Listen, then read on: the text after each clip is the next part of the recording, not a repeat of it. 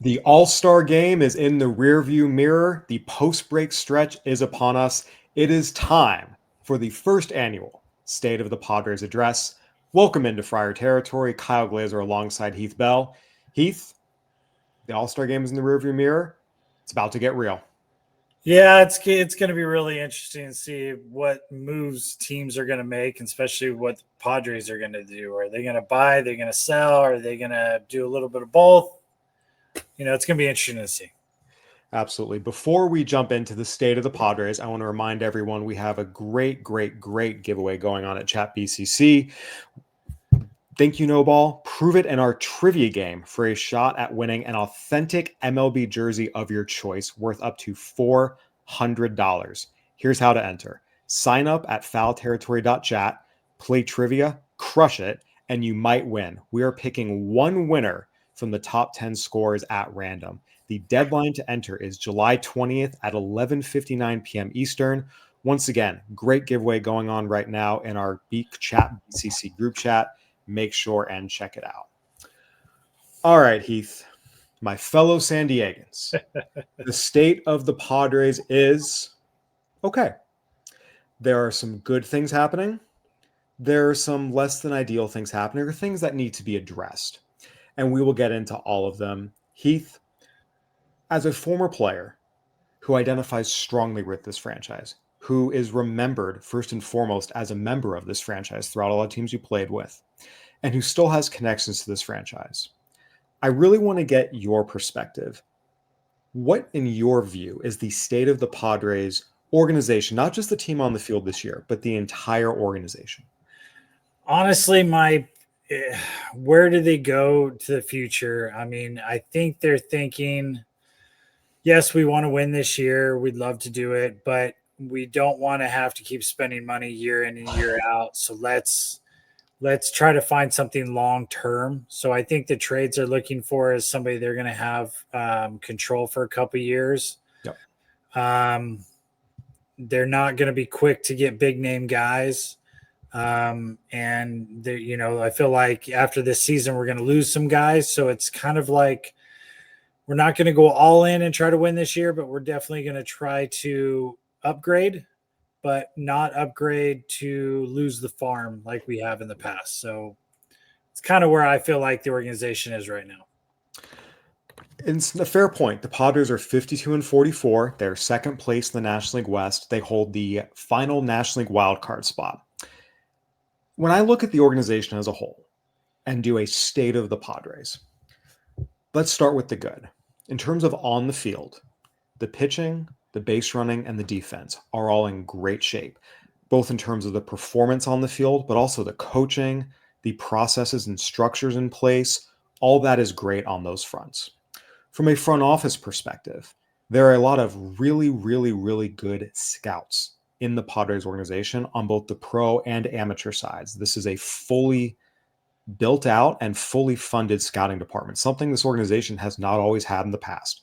And that gives them a distinct advantage over other teams that are dismissing scouts or the importance of scouts and letting them go and not renewing their contracts. So the Padres have a big advantage there. In that sense, they're in great shape. From a baseball operations leadership perspective, the good is they are not afraid to take risks in a sport right now that is dominated by teams and decision makers who are afraid of their own shadow and are afraid to think differently. They only want to do what the model says. The Padres understand that the competitive advantage is to think differently and do some things differently. And they have had some success with that. And then from a business perspective, the Padres have become a first-class organization under Eric Grupner, what he's doing on the business side in terms of how the fans of San Diego are engaged, Petco Park being filled up every night, but also just the maintenance of the stadium, how fans are being treated, how employees are treated, how prospective employees are treated. It really is a first-class organization on the business side. And again, that's not something the Padres organization has always had. So from those perspectives, the state of the Padres is really good, better than good. But there are some areas that are not great. The bad is there is a tremendous drop-off in talent throughout this organization, from the top of the lineup to the bottom of the lineup, from the starting lineup to the bench, from the major leagues to the minor leagues. There is an untenable talent drop-off that they are going to have to address. And the front office has a really, really poor track record. I should say leadership in the front office has a really, really poor track record of handing out big contracts to the tune of essentially hundreds of millions of dollars wasted. And that has put the Padres in a very difficult spot. A lot of players were given contracts before they needed to be given contracts. And you look at the big free agent contracts the Padres have handed out, every record-breaking contract, with one big exception, has been a bust. James Shield, Will Myers, Eric Hosmer. The Bogarts contract was a mistake the moment they gave it out. There was no reason to do that. They didn't need a shortstop. Manny Machado's has worked out great, but one hit out of 5 or 6 big misses is not a good enough hit rate. So there are strengths and there are weaknesses. I think that some of it is, again, overall, they're in a good place as an organization, good-ish. They're not terrible, but they're also not good. Yeah, if I was just talking baseball I think the organization, the San Diego Padres, are in a great position because the front office, the company of the Padres with the fans and the stadium. I mean, gosh, I just went to the stadium a couple of weeks ago, and Yeah. it seems like the stadium keeps getting better. Yeah. And the experience keeps getting better, and the lines are shorter, and there's more people at the stadium, and that doesn't compute. It's usually more people at the stadium, longer lines. So, and I sit with the regular people. I love doing that. I love sitting around. I'm not a big, huge, sweet guy, or I like. You're not bougie. You're an everyman. Big name. I'm just a regular guy that ended up playing the big leagues. Anyway, the organization I think is great in that aspect. On the baseball side, I think they've had so many prospects over the years, and they went after big names, and they were spending money left and right for a couple of years. It's starting to catch up on them, and that's where the biggest talent is gone. Where they don't have 5 or 6 prospects, and I'm big on, the top prospect should not be in A ball. I think your top prospect needs to be in Double-A. Well, then they have to go to A ball to get to Double-A. But I get your point that if your top prospect is someone in A ball, then your farm system is not strong enough. You want to have some other guys. And my thing is, you can't hype up these guys so much that they're never gonna, do as well as they're gonna, like, I talk about Salas all the time. He might have the tools of being a great catcher, but he hasn't done it in A ball, and A ball is nowhere near what Double-A and Triple-A are. So therefore, it's like, how are you going to do it in the big leagues if you're like the next coming of the catchers? Even when I heard he signed, and I don't know the kid. I heard the kid's really good and he works hard, and there's a lot of tools, but he just hadn't put it together. And it's going to be like, he's your top prospect. And I'm not saying he's number one, he might be, but because I feel like it fluctuates. A 24-year-old top prospect, are we waiting that long until he comes up? So, I mean, if he's that good, he should be kind of there within a year or two. If you're number one or number two, within 2 years, really 1 or 2 years, you should be sniffing the big leagues. And some of that is the strength of the Padres farm system, which right now, again, there are some good young pitchers in the organization, Double-A and below, but position player wise, it's a very, very thin crop. And as talented as DeVries and Salas are, you're right. They would not be the number one prospects in the organization if some of the other guys that were previously traded away were still with the club in AAA. I think overall, there are a lot of things to like. And when we talk about the state of the Padres, San Diego Padres LLC or LLP, I think I need to check which one they are actually. There's a lot of good, right? You talk about the ballpark, the business side. They're awesome. The business part is great. First class. I cannot emphasize that enough. And again, on the baseball side, there's a lot of good things. They have a lot of really good structures and processes in place. They have a lot of really good coaches. They have a lot of great scouts who are doing a great job finding talent. It's just some of the decision-making at the top, there are some blind spots. And that kind of brings me to my next point. AJ Preller is in his 10th full year at the head of the Padres baseball operations. He was hired at the end of the 2014 season, but 2015 was his first real year building a team. We're now 10 years in. He's been promoted from GM. He's now president of baseball operations. I should start with, he is a very divisive figure in the industry. When I say the industry, I'm talking amongst other general managers. I'm talking players, coaches, longtime people in the game. AJ Preller is extremely divisive, and we'll get into why in a second.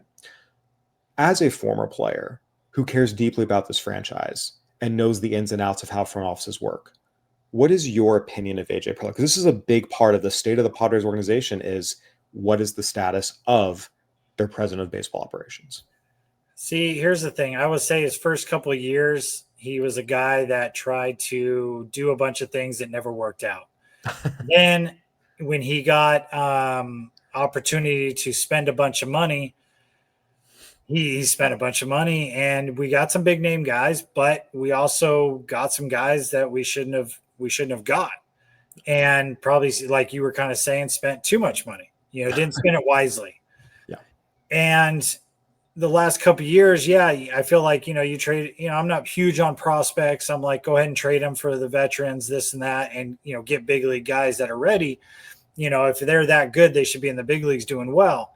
So I think, I don't know. It's just hard. I'm not a huge fan of AJ, but I'm not a huge hater of AJ.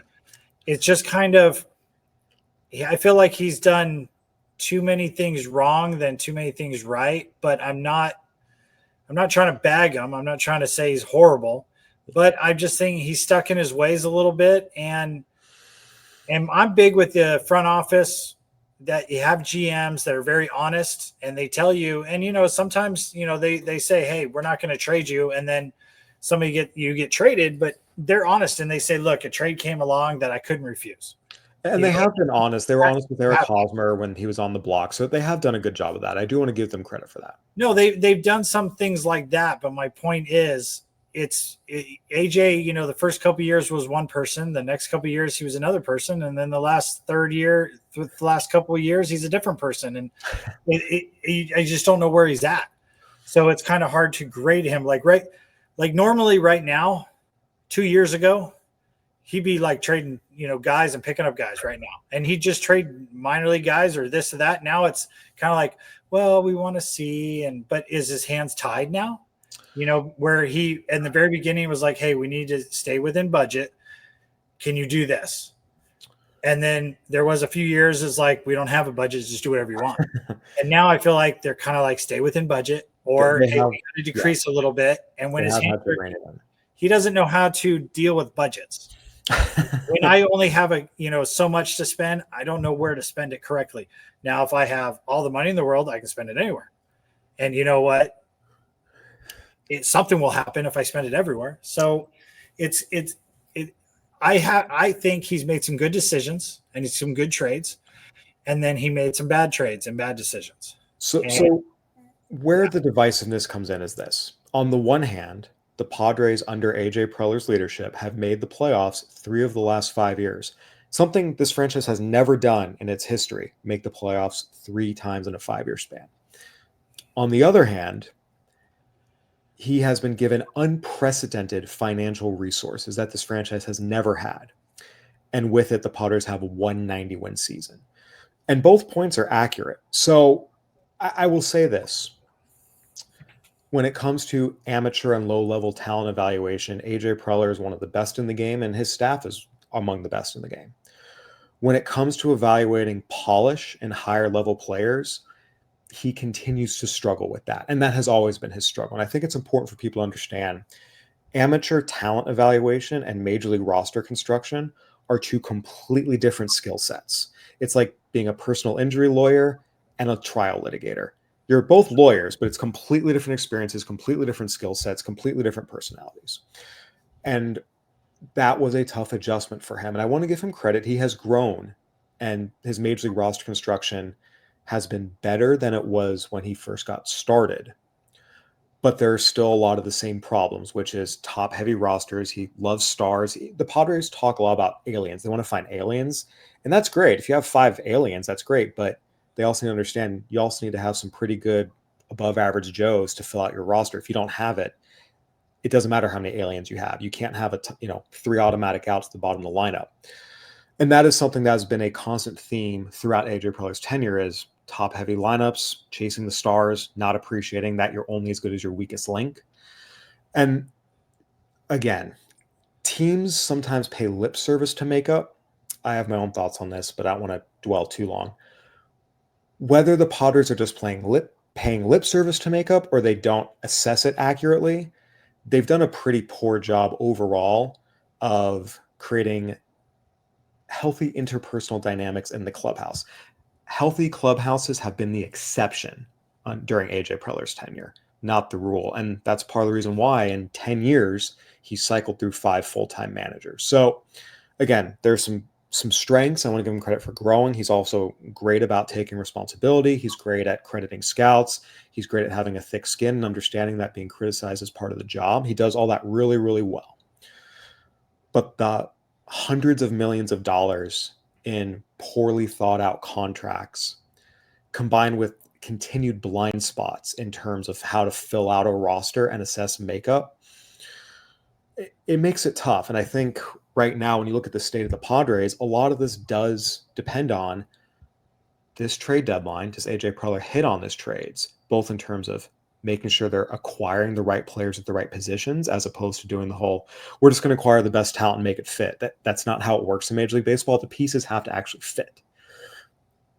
And then also, can they find a way with this new financial constraints they're under, especially with the demise of Valley Sports San Diego, to fill out rosters effectively? They tried this year and they failed with Hayward and Gurriel, which were signings that I could have told you were not going to work out. We did say they weren't going to work out. And I think that's a struggle they still have. And I think ultimately this is the one thing that the Padres have to iron out. And to become a great organization, and for the state of the Padres to be great, they have to get better at filling out more complete rosters. That is the one thing I think that is holding them back. Because every other aspect, again, coaching, structures, processes, business side, fan engagement, golden. But this is a really big thing that's holding them back. Yeah, I agree with you. It's like what I was saying, when you have a budget, how do you spend your money wisely? I think that's where he struggles, finding that above average major league guy.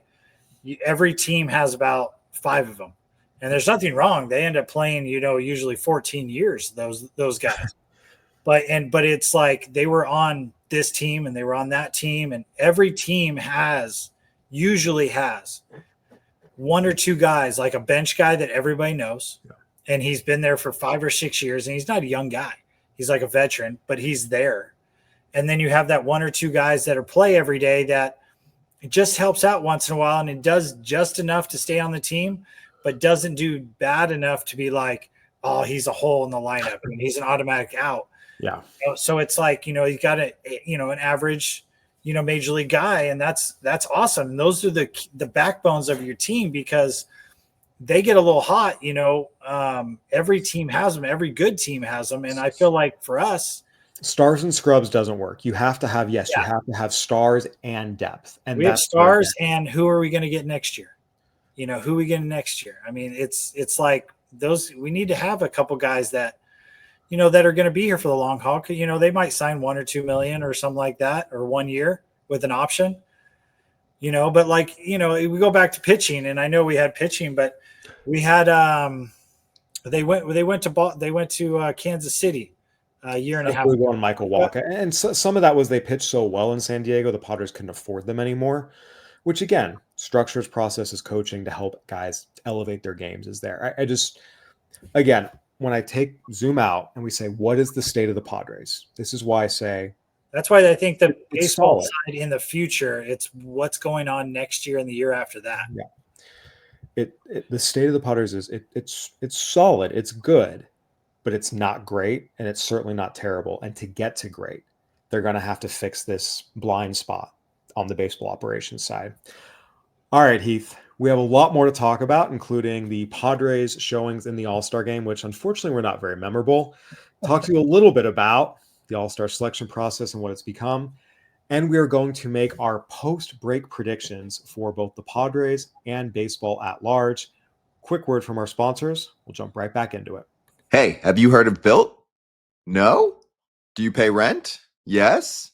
Okay, good. Let's talk. There's no cost to join, and just by paying rent, you unlock flexible points that can be transferred to your favorite hotels and airlines, a future rent payment, your next Lyft ride, and much more. When you pay rent through Built, you unlock two powerful benefits. First, you earn one of the industry's most valuable points on rent every month, no matter where you live or where your landlord is. Your rent now works for you, and you gain access to exclusive neighborhood benefits in your city. Built's neighborhood benefits are things like extra points on dining out, complimentary post-workout shakes, and much more. Unique experiences that only Built members can access. And when you're ready to travel, Built points can be converted to your favorite miles and hotel points around the world, meaning your rent can literally take you places. So if you're not earning points on rent, my question is, what are you waiting for? Start paying rent through Built and take advantage of your neighborhood benefits by going to joinbuilt.com/foul. That's joinbilt.com/FOUL. Make sure to use our URL so that they know we sent you. All right, Heath. The All-Star game took place last night. The Padres had 5 representatives. Not the best showing.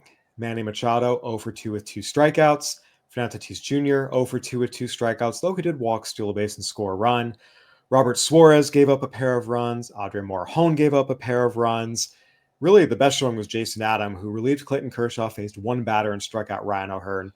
Again, it's the All-Star game. Don't want to read too much into it, but wasn't quite the showing you hope for when you get 5 All-Stars in there.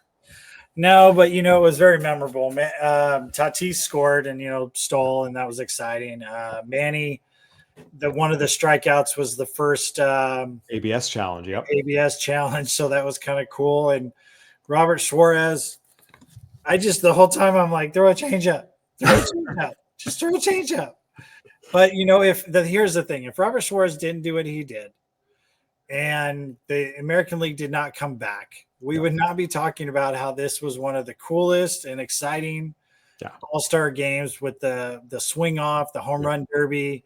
The biggest moment besides, scoring runs, because some All-Star games, it's like 1-0 or 5-0. And it's like, nobody really hit. You want both sides hit. Yeah. It was great to see guys back in their home uniform. So you could see the Yankees are playing, or the Padres, or the Red Sox, or Dodgers, or whoever. Blah blah blah. That was fun, and but I look at it as, hey, the Padres helped make this one of the best All-Star games ever, because I love the swing off. The swing off was awesome. That was my next question. Again, there's kind of old school, new school argument. I mean, you're a player, and you identify as old school. Let's be clear. I'm totally old school, but you're a fan of the swing off. This was fun, because here's the thing is, what's boring is a 15-inning All-Star game. And here's what's really boring. But I think Dave Roberts did a great job in this. He used every one of his pitchers to the game because he knew there was no extra inning. Yeah. So it was exciting. And, at first, when he first did it and there was nobody else out there, I was like, dude, because I totally forgot about the swing off.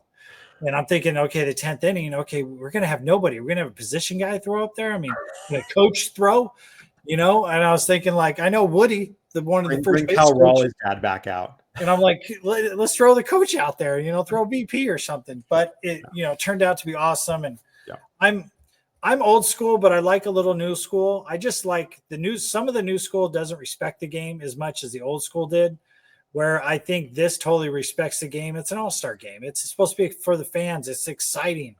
It's fun. Swing off. If you miss the home run derby, boom, you got a home run derby in the playoffs, at the end of in extra innings. So it was awesome. It really was. I thought the swing off was pretty fun. Again, it's the All-Star game. It's not for home field advantage in the World Series anymore. Again, it's purely a showcase of the game's best and brightest stars, for the fans, for television audiences. It's meant to celebrate the game and the skills these players possess. And I just thought it was great drama at the end. I mean, Kyle Schwarber, 3 homers and 3 swings. I mean, that was awesome. I just thought it was great drama. I am a fan of the swing off solely in the All-Star game. Let's be clear. We do not want to see this in the regular season. There's a part of me knowing Rob Manfred and the powers that be at Major League Baseball, someone's going to look at this and be like, ooh, should we bring this into the regular season? No. Hard no. Unique. But it was fun. I did think it was fun. And again, this has actually been in the rule book since the current CBA. It's not like this was something that was just put in this year. This has actually been in the rule book. But this was the first time it came to pass because of the tie. And look, it was a great game, right? American League rallies back from a 6-0 deficit. We saw big home runs, Pete Alonso, Corbin Carroll, Clayton Kershaw. The mic'd up aspect of it, I think, is overdone. But Yeah. Clayton Kershaw, when he was mic'd up pitching, that was actually pretty fun. I will say that on the whole, it was still a fun, exciting event. I do want to ask you, though, because you've talked about how much it means to be an all-star and how much it meant to you, especially guys first-time all-stars. There was a little bit of controversy this time around. Jacob Mizorowski, after 5 starts, was selected as an all-star. But people mad at Mizorowski are missing the point. Major League Baseball asked Ranger Suarez if he would go and he would pitch. He said no. Christopher Sanchez and Nick Pivetta both pitched on Sunday. They weren't going to be able to throw. The real issue here is how many players are opting out of the game or electing not to pitch. Again, the Sunday starters is different. That's fine. But 79 different players were all-stars this year because so many guys opt out.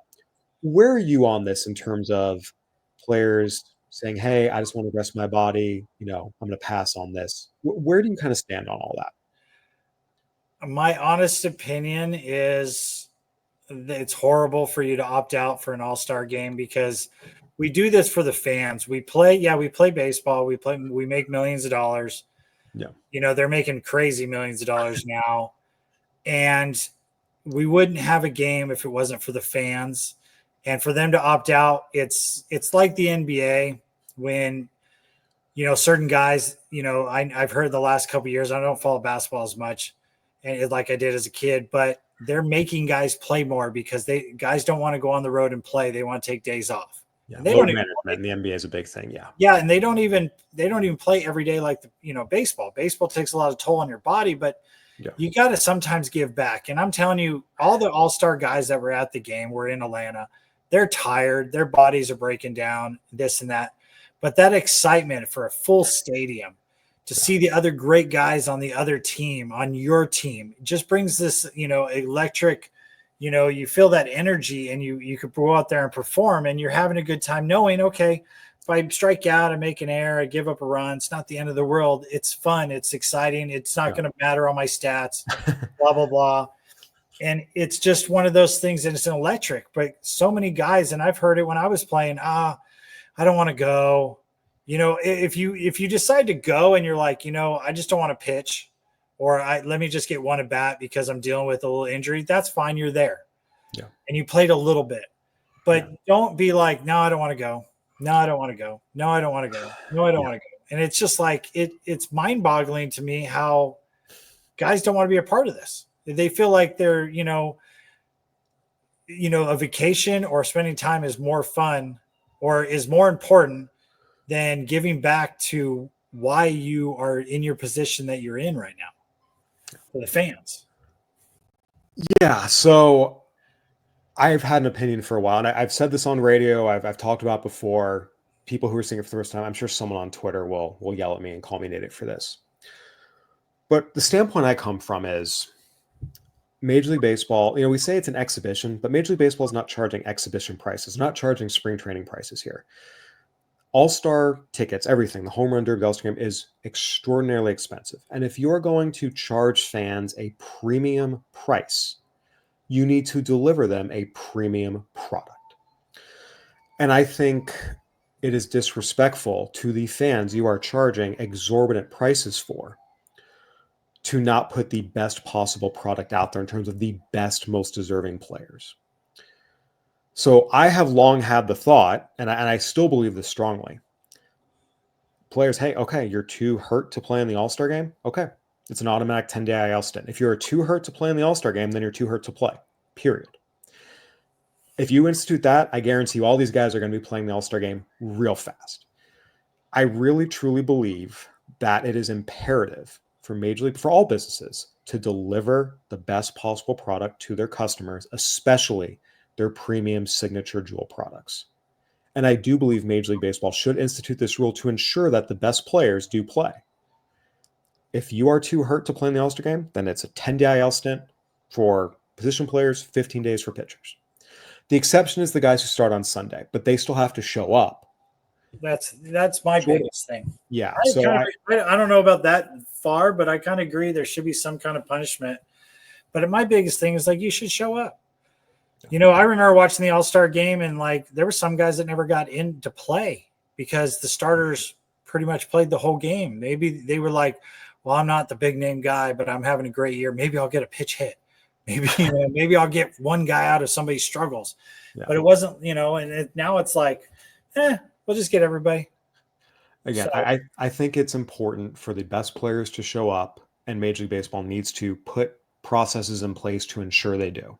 And I really mean it when I say, if you're too hurt to play in the All-Star game, then you're too hurt to play, period. Okay. Yeah, I kind of agree with that. 10-day IL stint. Okay, great. Again, they're going to show up real fast. That or, hey, no more days off. Like we used to get 1 day off and it was a travel day. Yeah. No, there's certainly I think it's important. Again, this doesn't mean the All-Star game wasn't a lot of fun. For the fans. Yeah, this doesn't mean the All-Star game wasn't fun. Doesn't mean it's not a great product. It is. But again, when you have, Jose Ramirez, the starting third baseman, just kind of like, I'm not going to play. No, that doesn't fly. I don't think that's better. That's good for the game. It's not respectful to the fans, and there are a lot of issues there. Jose Altuve refused to show up for All-Star games after the Astros sign stealing scandal just because he didn't want to get booed. It's like, really, dude? Come on. Like, there are a lot of issues there, and I think Major League Baseball does need to address them. All right, Heath, we have a lot more to talk about, including our post-break predictions, both for the Padres and the rest of baseball as a whole. Going to take a quick break, hear another word from our sponsors, jump right into it. Nothing, and I mean nothing, beats relaxing on a hot summer day and watching baseball. And the simplest way to get in on the action is to download the Pick 6 app from DraftKings. It's crazy simple. Just pick more or less on the stats for 2 or more of your favorite players, and boom, you're in the mix for some big cash prizes. Nail your picks, and you're heating up. Pick 6 brings upside with payouts up to 500 times. Pick 6 from DraftKings is the most fun way to play fantasy sports. Download the DraftKings Pick 6 app now and use code FOUL. That's code FOUL for new customers to get a special sign-up offer. Better payouts, bigger wins, only with Pick 6 from DraftKings. The crown is yours. Gambling problem? Call 1-800-GAMBLER. Help is available for problem gambling. Call 888-789-7777 or visit ccpg.org in Connecticut. Must be 18 and over. Age and eligibility restrictions vary by jurisdiction. Pick 6 not available everywhere, including New York and Ontario. Void where prohibited. For additional terms and responsible gaming resources, see pick6.draftkings.com/promos. All right, Heath. The post-break stretch is upon us. The Padres open up against the Nationals in DC on Friday. It's predictions time. Will the Padres make the postseason? Yes. Or no? Yes. They'll make the postseason. Do you see them sneaking in as the final wild card? Because that's where they are right now. Or do you think they'll get in safely as the 4 or 5 seed? I think we can agree they're not going to win the division. But do you think they'll go on a run and get to that 4 seed, or do you see them squeaking in? I see them squeaking in, but I don't see them being the last. I think the last week they're kind of like they're going to win a bunch of games, and they'll squeak into the 4 or 5 spot. But I really think it's going to be like down to the wire to the last week, and it's going to be like, are they going to get in or are they not? And then I feel like some teams will just lose and they'll win and they'll take over. They won't be the last spot. So I'm going to say no. They're going to miss by just a little bit. I'm sticking with what I said before the season. I still am not convinced the Padres will be able to acquire everything they need to offensively to really get this lineup where it needs to be. Because over the course of the season, you know this better than anyone else, as we get deep into the second half, the wear and tear is going to start to show on this bullpen. They have been used heavily. The starting pitching, again, we're going to start to see some wear and tear. Yes, Yu Darvish is back. Michael King should come back, but some of the other guys, you're going to start to see some of that wear and tear. And we have not seen, aside from the first month of the season, that this offense is able to put together anything consistently. And this is not a team that's one player away. They're multiple players away. And I don't know if the Padres have the financial resources to get what they need. The Padres are going to have to get really creative. And that's why I'm actually concerned. The Padres have been linked to Jarren Duran a lot. And look, I love Jarren Duran. I covered him at Cypress High School. I covered him at Long Beach State. I covered him in the minors. I covered him with Team USA. And I've covered him with the Boston Red Sox. I've known him since he was 16 years old. I think the world of him as a player. Would he make the Padres better? Yes. Is he what the Padres need most right now? No.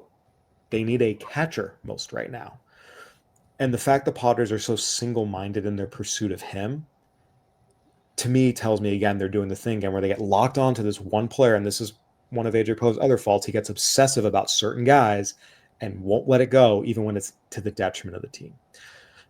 So I just right now don't fully have the faith the Padres will acquire what they need to put them over the top and help them last through these last 60 some odd games and reach the postseason.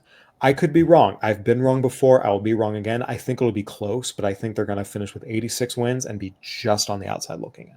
See, I think they're going to get in, but as soon as they get in, they're going to get out just as fast. So just because of all those reasons, but I feel like they have enough heart and enough soul to get there.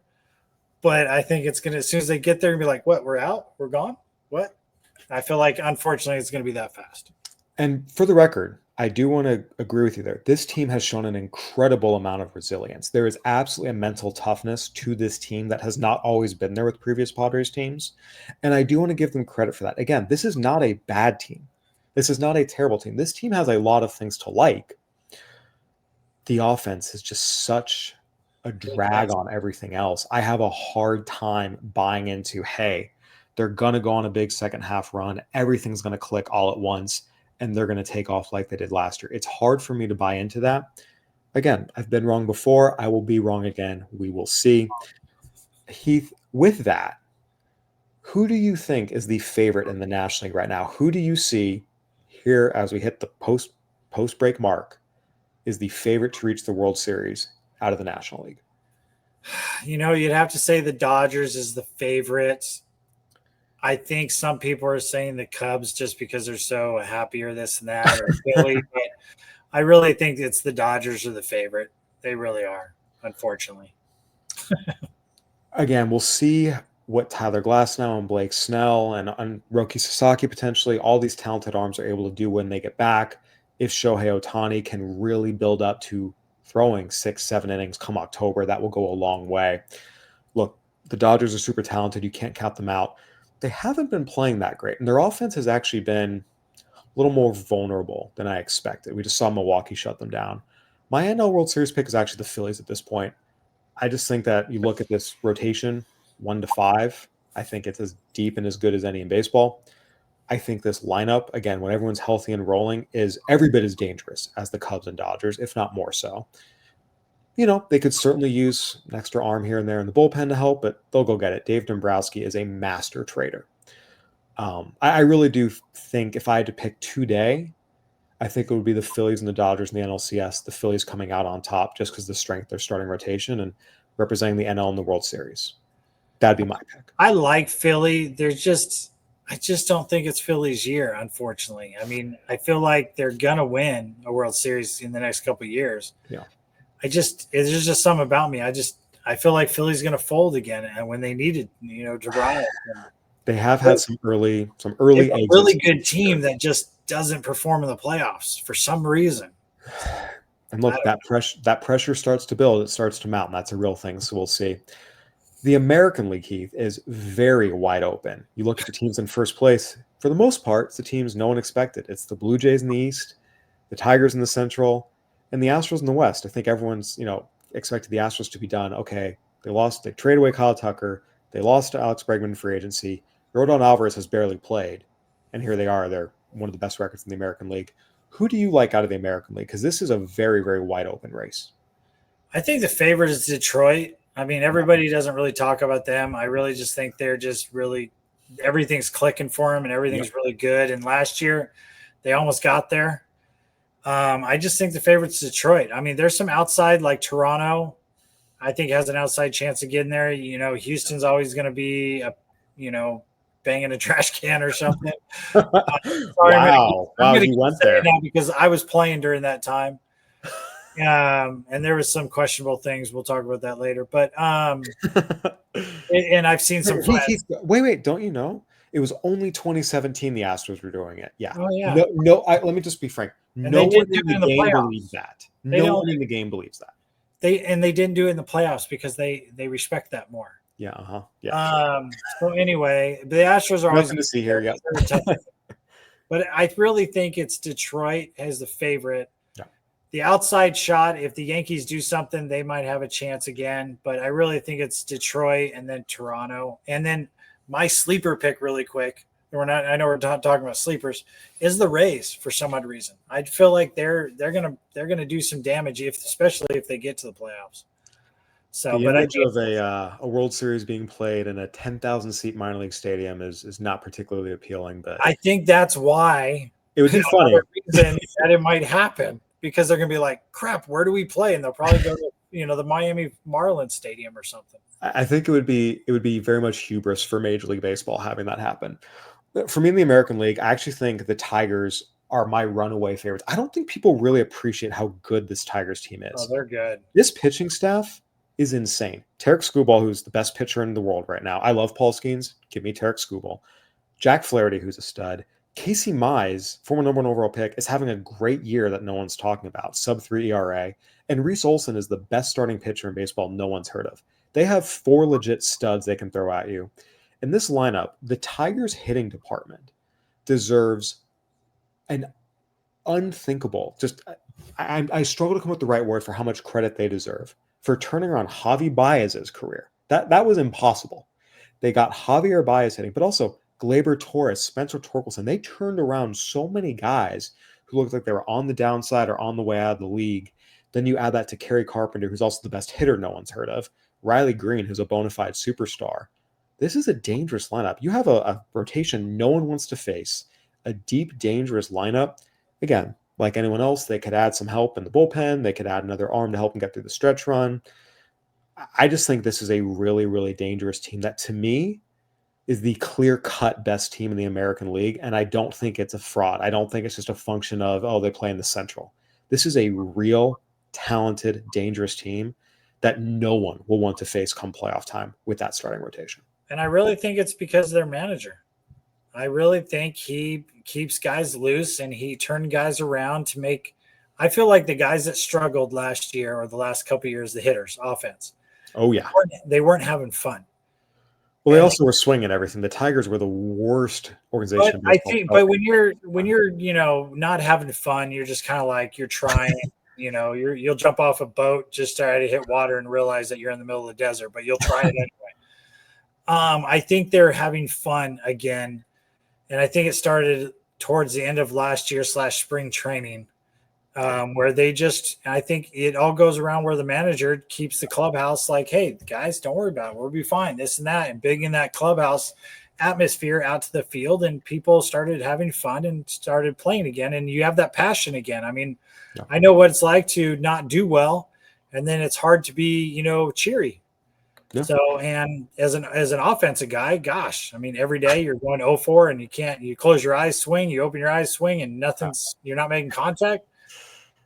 It's hard to have fun. And I think they just started having fun from first day on, and it's going to keep. And I think the American League, definitely. I think if I had to pick American League, National League, I always love picking the National League to win the World Series, but I think it's Detroit's year. I really do. Yeah, Tigers Phillies have been my World Series pick. Since I went NLCS with Phillies Dodgers, I'll throw this out there. I do think the Blue Jays are the biggest threat to the Tigers, just because the Blue Jays, they've always had so much talent. They just underperformed and underwhelmed year after year. An organization, you're like, something's got to be wrong here. And finally, the stars are playing like stars. Vlad Guerrero Jr. is doing his thing, but George Springer, Bo Bichette, Alejandro Kirk, they've all had big bounce back years. And this is a really good rotation, too. No one, and I mean no one, would want to face Jose Barrios, Kevin Gausman, Max Scherzer, and Chris Bassett. That's a really, really dangerous top four. Oh, by the way, former Padre Eric Lauer has a sub-3 ERA, so they have a fifth starter, too, if they need it. And the crazy thing is there's more upside here. Like Andres Jimenez, Anthony Santander, Jeff Hoffman, they're big offseason acquisitions who have not performed yet. They're not going to perform as badly as they have the rest of the year. I do think the Blue Jays are a dangerous team now that their stars are playing like stars. And talk about teams playing together. John Schneider's talked about that. This is a more cohesive team. This is a team that just does the little things better. Yeah. I will say the Tigers, to me, are the clear-cut best team in the American League. But the Blue Jays are finally getting the level of production that they should have been getting for the last 3 years. Yeah, and they are dangerous.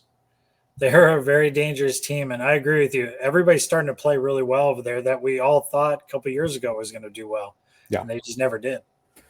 It's all coming together. And this is where, going back to tie it all back together, stay the Padres, and where I say the Padres are good, they're in a good place, but I don't think you can call it a great place, is if you were to pull out all the teams in Major League Baseball and do a power ranking of where do the Padres stand among all the teams in Major League Baseball right now.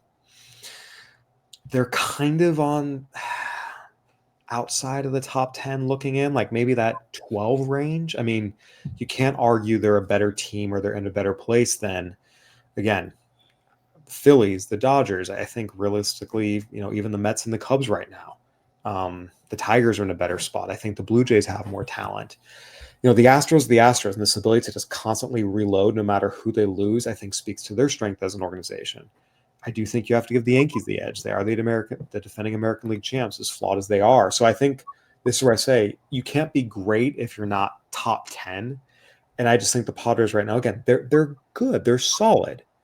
But the state of the organization, mainly because of just some of the flaws in roster construction, you can't say it's great. It's more solid good. Yeah, I agree with you. It's the easiest way to sum it up is the guys that are signed for the next couple of years are great players. But what's the team going to look like next year and the year after that? Alexander Bogart's a great player. Well, what I'm saying is they're good to great players. But what I'm saying is in 1 year, next year, in 26, the teams has a chance of doing really bad again. Not bad as in horrible, but like being in third or fourth place. And because the front half of the stars of San Diego cannot carry the whole lineup. And the easiest way to say it's like Mike Trout and Ohtani. I mean, Angels had those two guys. They had 2 or 3 studs all the time, but then the rest of the guys were no-namers and nobody knows who they were. And they just never performed. Covering the Angels a lot during those years. You get to August and it was the Salt Lake Bees lineup making up, the bottom 6 spots in the order. It wasn't good. I think the Padres aren't in that bad of shape, but they're not that bad. They're better, but it's you're like almost there. And that's what worries me, you, and a lot of fans. That's what worries, because there's potential there. We just don't get the above average players like we were talking earlier.